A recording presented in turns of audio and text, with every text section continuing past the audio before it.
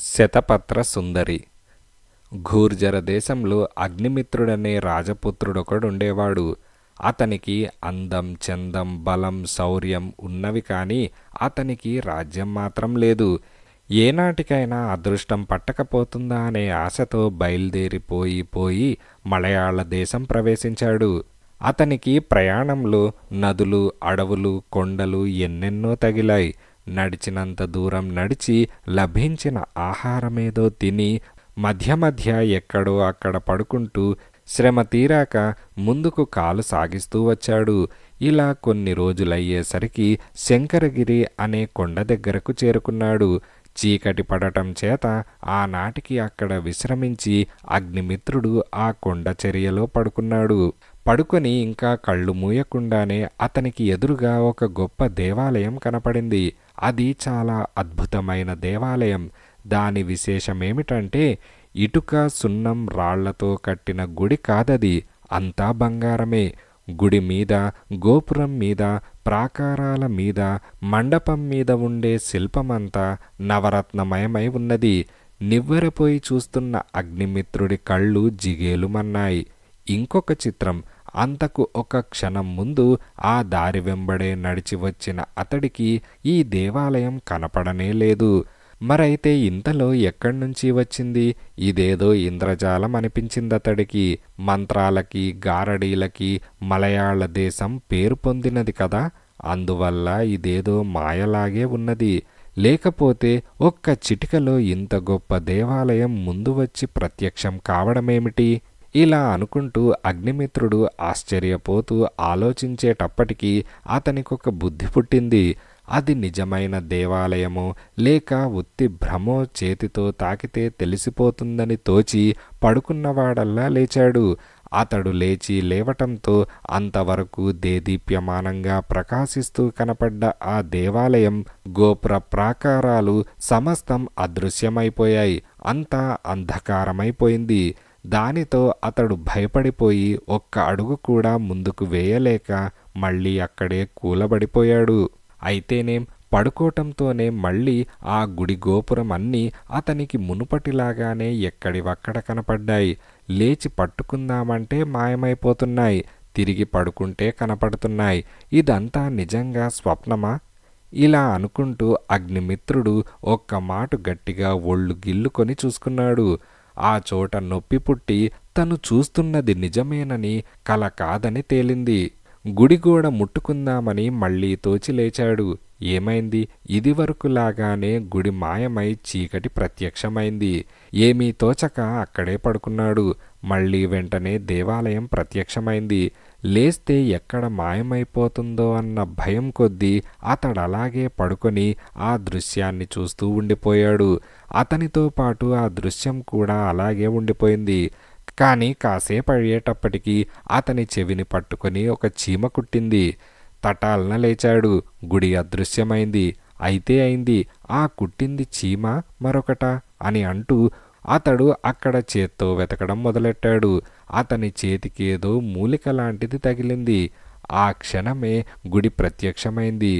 కూర్చున్న గుడి కనపడుతుందే ఈ మాటు అని అనుకుంటూ ఆ మూలిక చేతిలో ఉంచుకొనే లేచాడు. గుడి కనపడుతూనే ఉన్నది. ముందుకు నడిచాడు. గుడి కనపడుతూనే ఉన్నది. వెళ్ళి తాకాడు. నిజంగా ఆ గుడి గోడలు బంగారపు గోడలే. ఆ శిల్పంలో అతికినవన్నీ కెంపులు, పచ్చలు, మరకతాలు, మాణిక్యాలే. అంతసేపు పడుకున్నప్పుడు కనపడి లేస్తే మాయమైపోతూ ఉండటానికి కారణం ఆ మూలికే అని అగ్నిమిత్రుడికి రూఢి అయింది. అతడు పడుకొనున్నప్పుడు తన తలకు ఆ మూలిక తగిలి ఆ దృశ్యం కనపడింది. లేచేటప్పుడు మూలిక సంపర్కం లేక ఆ దృశ్యం అదృశ్యం కావటం జరిగిందని, ఇప్పుడు ఆ మూలిక చేతిలోనే ఉండటం వల్ల ఆ గుడి కనపడటమే కాకుండా దాని గోడల్ని తాకగలుగుతున్నానని గ్రహించాడు. ఇంతవరకు వచ్చాక ఆ దేవాలయంలో ప్రవేశించి అక్కడేమేమి చిత్రాలున్నాయో చూడాలనుకున్నాడు. అగ్నిమిత్రుడు మూలికతో సహా లోపలికి చొరబడ్డాడు. గర్భాలయానికి ముందున్న మండపంలో నుంచి వెళ్తూ ఉంటే రెండు పక్కల అటొక 5, ఇటొక 5, 10 బంగారపు గోలెలు కనిపించాయి.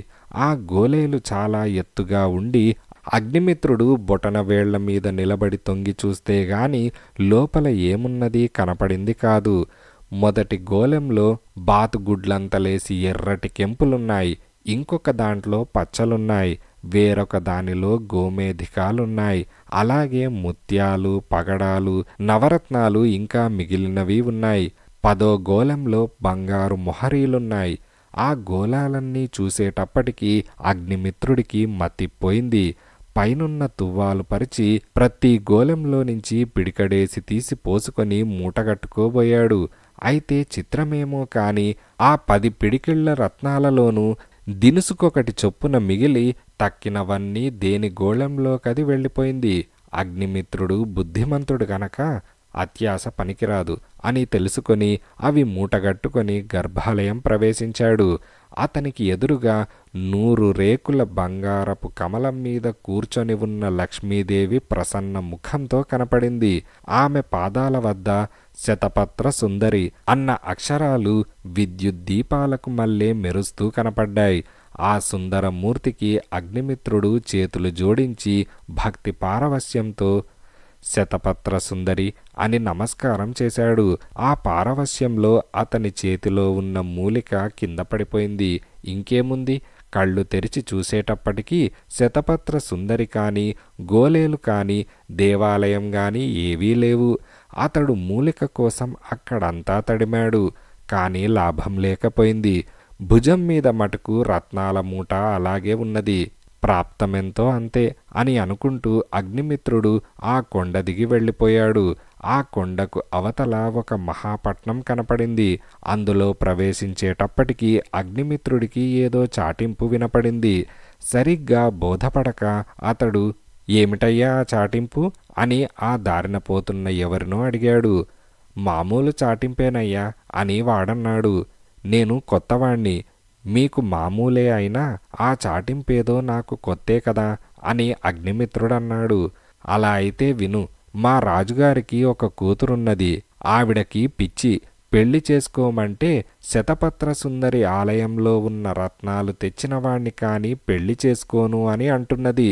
చిన్నప్పుడు ఎవడో యోగి వచ్చి అలా రత్నాలు తెచ్చిన వాణ్ణే కాని పెళ్లి చేసుకోవద్దని చెప్పాడట. ఇంతకీ ఎక్కడుందా గుడి అంటే నాకు మాత్రం ఏం తెలుసు అని అంటుంది. అలాంటి గుడి ఈ లోకంలో ఉంటే కదా తెలియటానికి, ఆ రత్నాలు తేవటానికి. కూతురుకు తగిన తండ్రే మా రాజుగారు. ఆ రత్నాలు తెచ్చేవాడికే తన కూతుర్నిచ్చి పెళ్లి చేస్తానని, రాజ్యమిస్తానని రోజూ చాటింపు వేయిస్తాడు. తెలిసిందా అని వాడు ఒక వెకిలి నవ్వు నవ్వి తన దారిన తాను పోయాడు. అగ్నిమిత్రుడు వెంటనే రాజుగారి దగ్గరికెళ్ళి నేను శతపత్ర సుందరి ఆలయంలో నుంచి రత్నాలు తెచ్చాను అని అన్నాడు. అక్కడ ఉన్నవాళ్లంతా మరో పిచ్చివాడు వచ్చాడు అని అనుకున్నారు. కానీ అగ్నిమిత్రుడు మూట విప్పి రత్నాలు చూపించేటప్పటికీ వాళ్ల నోళ్లు కట్టుబడ్డాయి.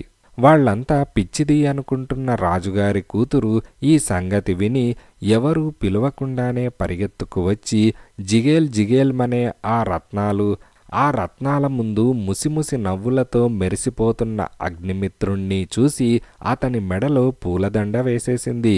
అక్కడి వారంతా అతని చుట్టూ మూగి ఆ శతపత్ర సుందరి గుడి ఎక్కడుందో చెప్పరు అంటూ కాళ్ళా వేళ్లా పడ్డారు.